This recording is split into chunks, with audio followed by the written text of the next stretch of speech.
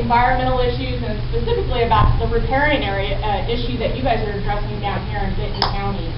It is a significant area of interest for me. As rural policy analyst, I'm passionate about how we keep these rural areas productive and able to create income and not putting people out of work.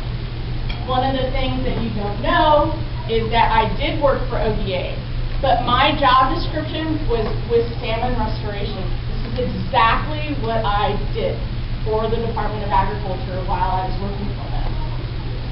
It was interesting because I was brought in for the Department of Agriculture because I speak Governese. Does that make sense?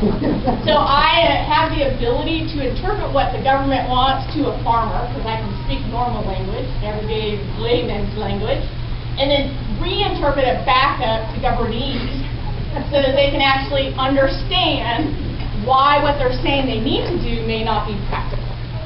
And so that's really what I was put in place to do, is to convince farmers and ranchers to do fish restoration projects and to help the biologists get people voluntarily moving forward with doing fish restoration. 9 months of the time that I was there, and I was there 9 months, I would say 8 months of it was actually the opposite. Instead of convincing farmers to do restoration projects, what I really did was ride around with a bunch of fish biologists that had ideas of what they wanted to do and no concept of how to integrate them into an agricultural-based system. So I spent a lot of time being that safe area where they could go ask, well, I don't understand why this project, why a farmer wants to do this project. And literally stepping them through the economics and the reality of why a project won't move forward unless you're willing to let them do some other things that you don't want to do, like bank hardening was a nightmare for them. But when you told them you're causing a flooding situation by the project that you want, so down the creek you're going to have to harden some banks so that they can not lose the rest of the property, it became a little bit of reality, like, oh, I get it. And every once in a while I had a little aha come on to the government and some of those biologists going, I get it now. I really didn't understand it. So this is important to me to make sure that people understand the government is a hard wall to hit up against, and it takes a lot of time, but you can prove to them that their approach may not be accurate. So, I'm going to start off.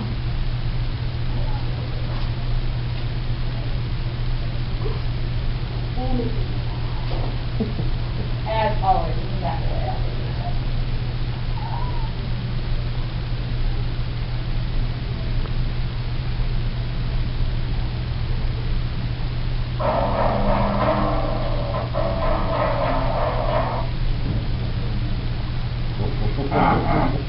Date yourself, remember that?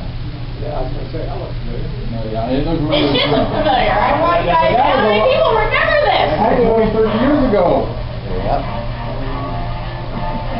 Oh, geez.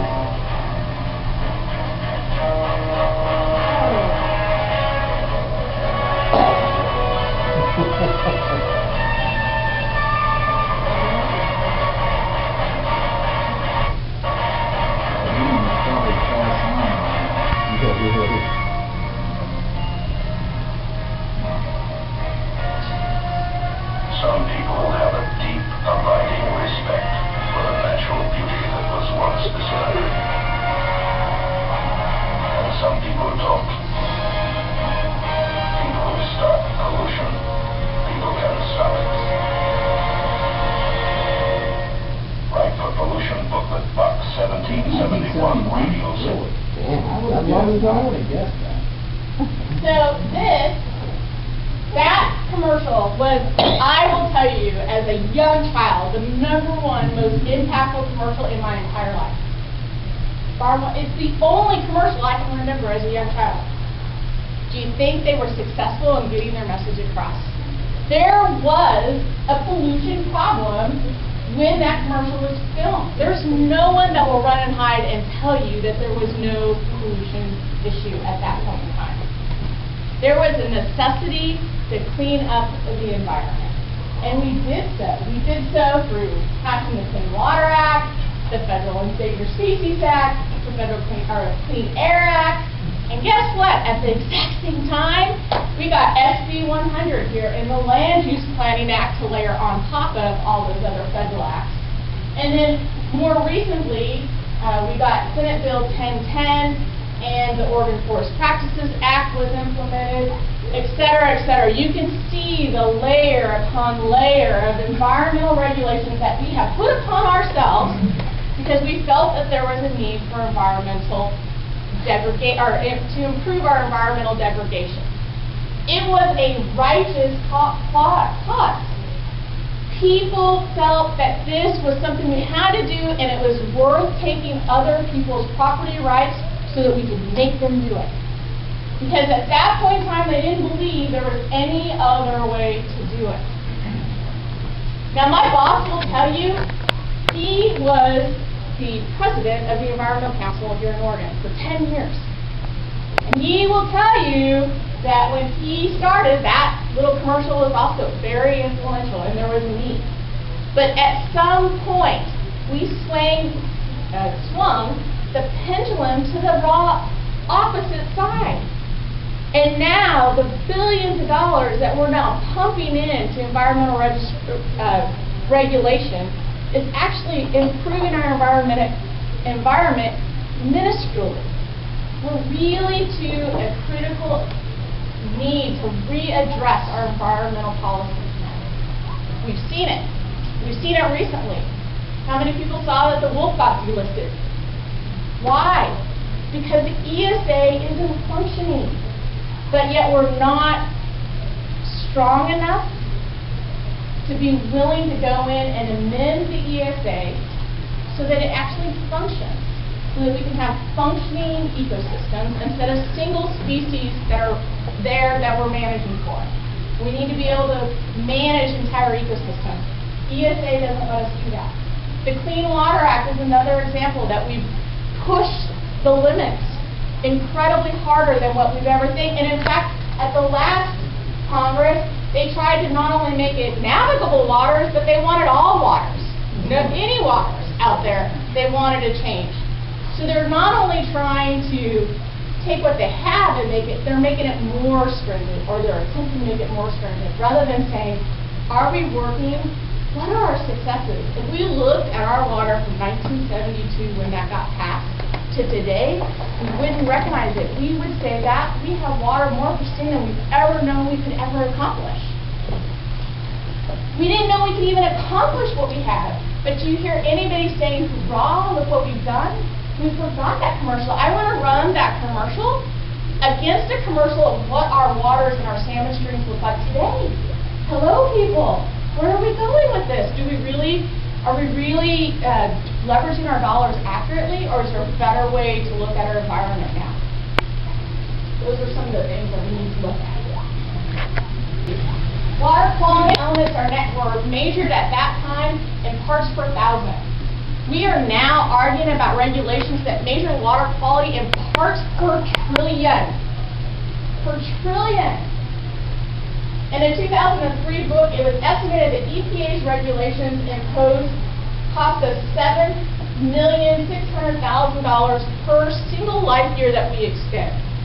So essentially, for that little bit, those parts per trillion now that we're cleaning up, we're really not doing anything that extends a person's life or an animal's life. We're making ourselves feel good because we have the technology to actually detect those levels where we never had that technology before.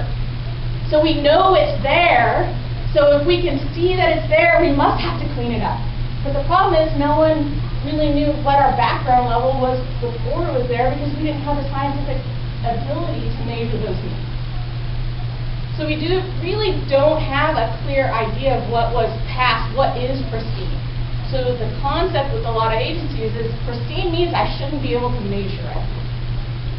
Rather than doing those proof tests of, well, at this level, is it harmful and what is it harmful to?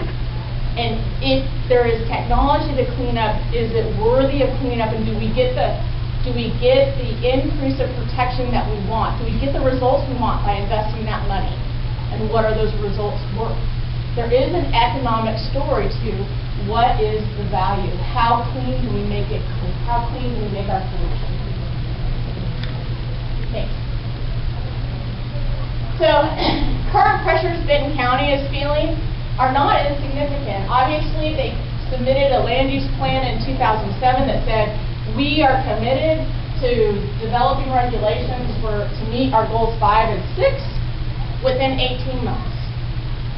Now, you and I have both read in the paper, I haven't traced it, obviously, that the DLC has those goals. They mean for those goals to be updated and to be enforced, but it's not an active priority for the commission at this point. DEQ, this is the worst part. DEQ, and I think this is the pressure that no one's really talking to you about, is coming out with water quality toxics that are so limiting. There's very few cities that will be able to meet them, and so they're going to be looking at non-point sources to help them meet those limiting toxics. The DEQ toxics, and it's a whole other subject I'd love to talk to you about, because those toxics are based upon the fish consumption rates of humans. How many fish do we eat? Therefore, how much are we digesting of the toxics that the fish digest, so that our levels have to be so low. But the reality is the science that they used is completely flawed. And we've shown that the consumption science of the amount of toxicity and the amount of fish that people actually eat has been thrown toward the 97th percentile of a tribal community, not the average citizen of Oregon. Yet this toxics rule will apply to the entire state of Oregon. And it will have deep and lasting impacts to both industry, non-point sources. Cities are all struggling. They're right now in the legislature fighting to try to find an off-ramp of how they're going to get out from under these regulations. So there is pressure coming to Benton County that if you look at it. The other thing is the Upper Willamette River Water Quality Basin Plan.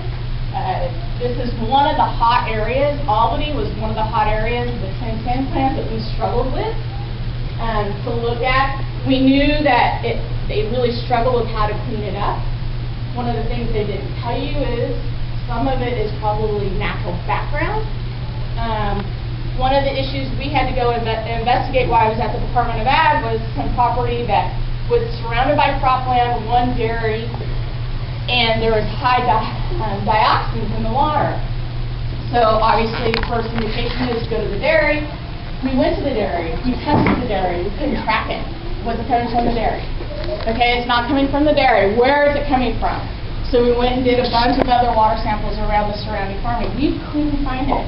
The closest thing that we can think is it's goose crap flowing off of those large fields that we know have a lot of geese sitting on it.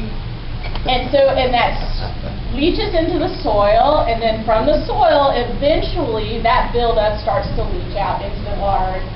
I actually left before they found the solution, but it's difficult to track where. There's a reason why we call it non-point pollution. We can't find the source. It's not a direct source.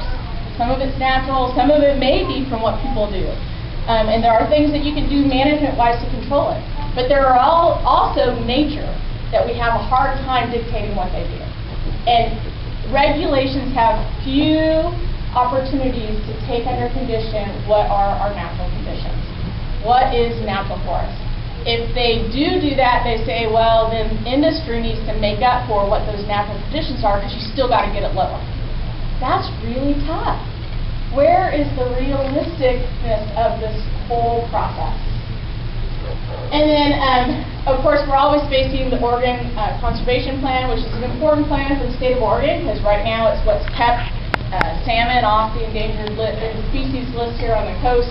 And so they're always trying to push that conservation plan in the hopes that NIMS won't come in and release the salmon to the degradation of all of our plans. You know, we don't want that. We don't want the feds to come in, even though sometimes it's hard to believe the state's a better opportunity. So where are they going to focus to get your water clean? There's a reason why rural residential is up there. There really is no mechanism for rural residential to kind of get off this crazy, to know where you are, okay? Urban residents are taken care of by the city and their water districts generally. They take care of all your water quality issues. Those that live in the city don't really pay that much attention. You might have a few people saying, don't water your lawns and overflow into your gutters and cause flood storm, but really little. Industrial uses, they are heavily permitted. Nothing's coming out of that place without a permit. So they're already controlled. They can ratchet them down a little further, but essentially their runoff or their contribution to the pollution is already controlled. Forestry is controlled under the Forest Practices Act. They follow the Forest Practices Act and where they can and cannot log and what kind of buffers they leave. So there's already a mechanism to control their non-point source of pollution. And agriculture falls under the 1010 plans. And that's one of the areas we want to focus. So really, the only place that has no essential regulation except for where the county would regulate is your rural residential. So those are the folks that are going to feel these riparian plans extremely heavy. Extremely heavy. So I thought, let me take a little snapshot. Alfie is one of the places you guys have been really looking at. They have a really tight coalition. Just by chance, I thought I'd mention this because I think it's kind of funny, but when I first came in, guess where the main watershed that they wanted me to start my work in was? The Alfie. Not because it was necessarily polluted. It was a place that the biologists wanted to really protect because that there was habitat potentially that could even be greater habitat. And they were frustrated because they couldn't get the damn landowners to come partake with them. Didn't say necessarily why, but they couldn't, so it was frustrating, and that was what my job was, to you figure out how you're going to go get those landowners to participate. I'm like, well, where's the issue? Show me where the issue is so that I can go and talk to them and we can try to get some realistic solutions put on here. So I spent a lot of time with some fish biologists driving up and down, not on their private property, but on the other side of the road, trying to look at what they wanted to do. Really, it was nothing that the farmers would, it was a timber guy that had cattle, and it was really none of their operation that actually caused the problem. It was caused, years and years and years ago. But yet they still wanted the farmer and rancher to take the obligation to fix it. So I got sidetracked to total nothing. I never got down to that issue again, so I had to deal with the farmers. But I thought it was interesting that they were so adamant that the farmer was destroying and was the impediment to this being the most rich, lush habitat for salmon that there could be. But look at the breakout of the Alfie watershed. 93% of it is forest. We have forest practices rules.